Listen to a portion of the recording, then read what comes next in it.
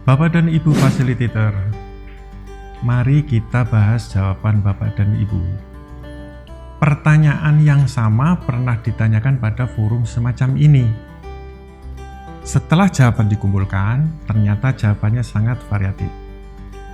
Batasan anak dan orang dewasa dilihat dari usia, ternyata jawabannya beragam pula.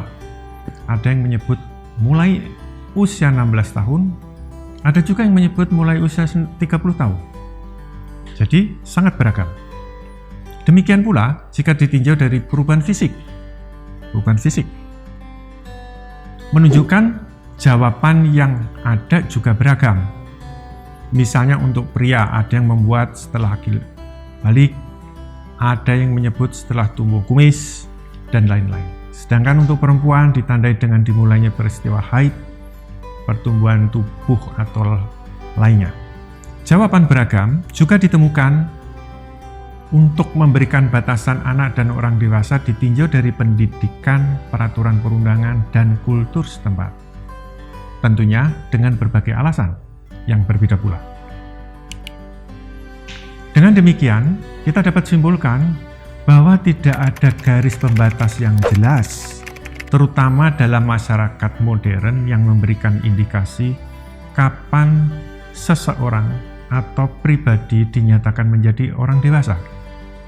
Berikut ini ada contoh batasan antara anak dan orang dewasa yang ditetapkan oleh komunitas tertentu. Yang pertama, pada komunitas masyarakat primitif yang bisa berupa adanya ritual inisiasi yang mengantar seseorang pada masa kedewasaan. Contoh lain, batasan manusia dewasa didasarkan pada suatu peristiwa. Biasanya, masa dewasa dimulai dari awal 20-an.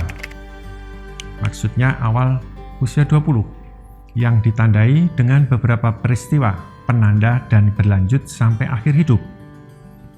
Ada pula yang mendefinisikan masa dewasa sebagai suatu proses perubahan, tahapan perubahan. Masa dewasa adalah masa yang mengalami perubahan dan melewati tahap-tahap dan pola perkembangan. Ini juga tidaklah statis seperti yang disangka oleh banyak orang selama ini.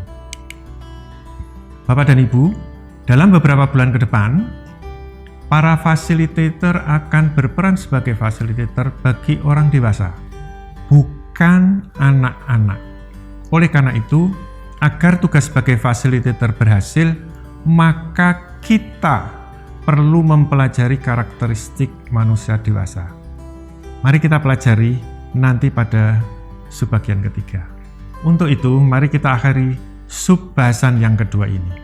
Selanjutnya, silahkan meneruskan pada bagian ketiga.